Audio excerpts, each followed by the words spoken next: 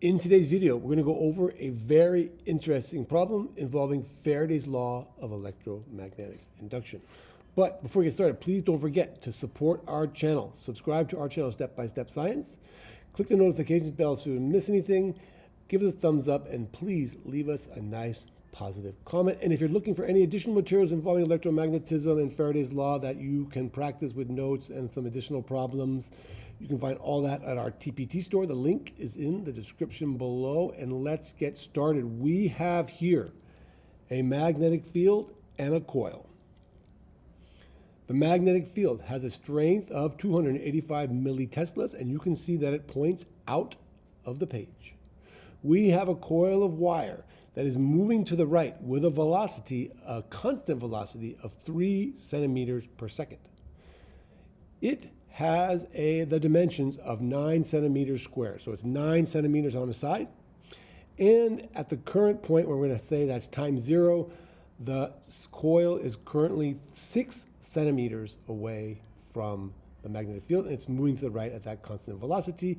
And the coil, we're going to say, has a windings of 750 windings.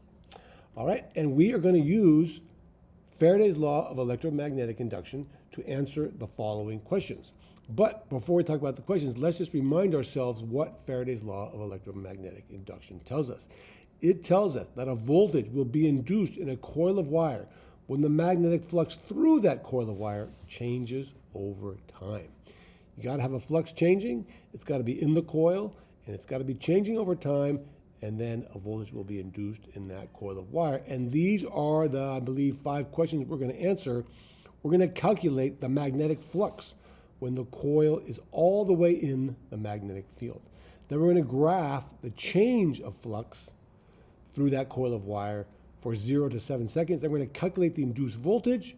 We're going to graph the induced voltage. And then in the end, we're going to use Lenz's law to explain the direction of the induced current through that coil of wire as the flux changes and it moves into that magnetic field. So let's get started with number 1. Number 1 is we're going to calculate the magnetic flux through that coil of wire.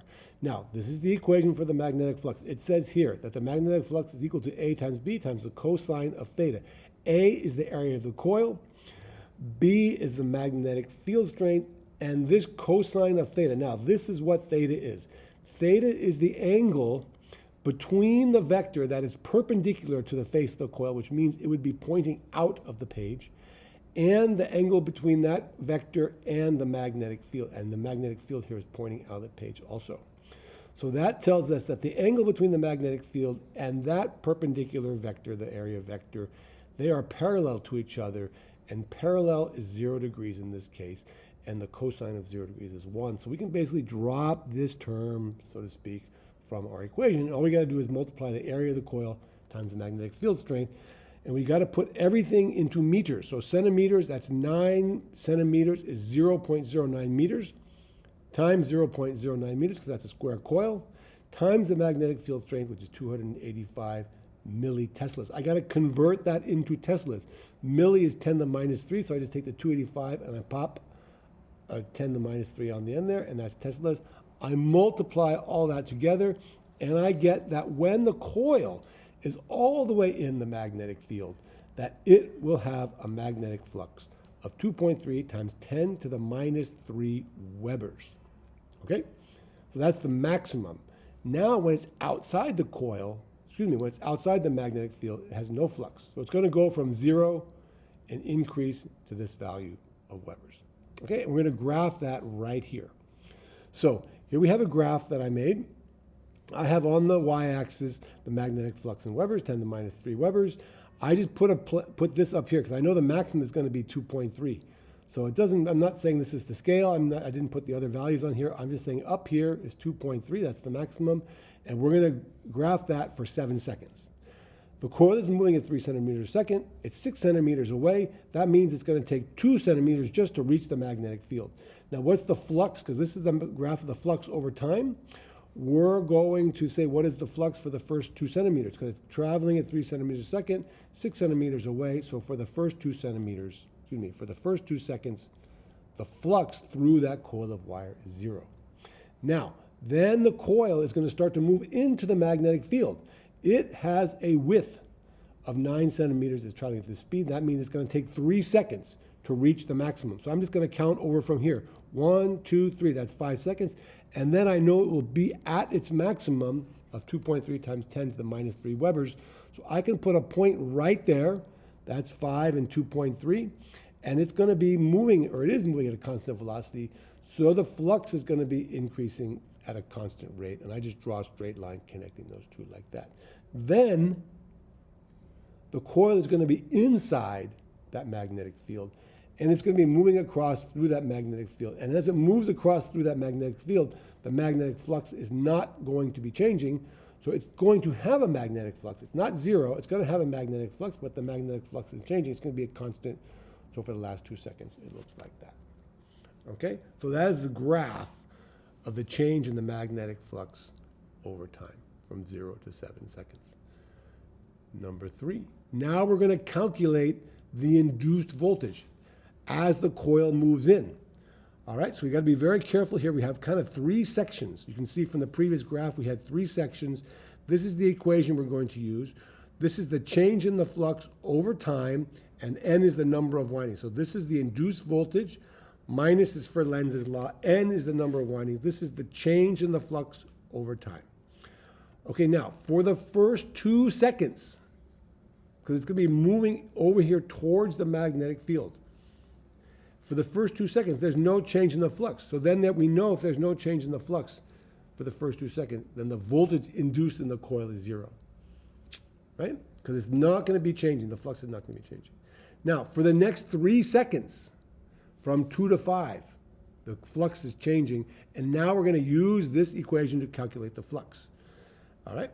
So we're going to say that to calculate the induced voltage. The induced voltage is equal to minus 750, that's the number of windings, times the change in the flux. Now the change in the flux is the final minus the initial.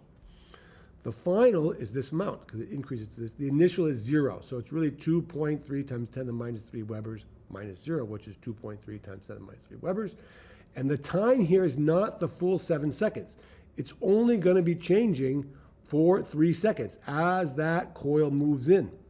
It's going to take 3 seconds for the coil to move in because it's moving with a velocity of 3 centimeters per second. So therefore, we're going to put down here 3 seconds. We're going to multiply those two values, divide by 3, and we get that the induced voltage through that coil of wire as the coil moves in to that magnetic field is going to be minus 0.58. This is a positive change, but because of Lenz's law, there's a negative sign here, and that means that the voltage induced is negative. Okay? And then for the last section, the last 2 seconds, once again, the coil will be all the way in the magnetic field and won't be changing. There will be no change in the flux. There will be a flux, but it won't be changing. So the change in the flux on the top here is 0. And any number, 0 divided by any number is 0, or we can just think of it as the flux is not changing, there's going to be no induced voltage. In order for there to be an induced voltage, the flux has to be changing. Okay? All right. Now we're going to graph that. Now I brought with us here, because I think it's a good way to see how these are related, here's the graph of the change in the flux, which we saw in the earlier slide, which we made in the earlier slide. And you can see pretty easily here that during the first 2 seconds and during the last 2 seconds, there's no change in the flux. It's a constant. This is 0 and this is 2.3 times 10 to the minus 3, but it's not changing. So we know that for the first 2 seconds, there's no induced voltage. And for the last 2 seconds, there's no induced voltage. But here, the flux is changing and there's going to be an induced voltage. Now, it's just a constant because this is basically the slope of this line is the induced voltage. And that means that it's going to be changing the flux changes at a constant rate, so we get a constant voltage. And it's minus, right, because of Lenz's law. I put down here minus 0.58 volts. So then I just draw a line across like that, straight across.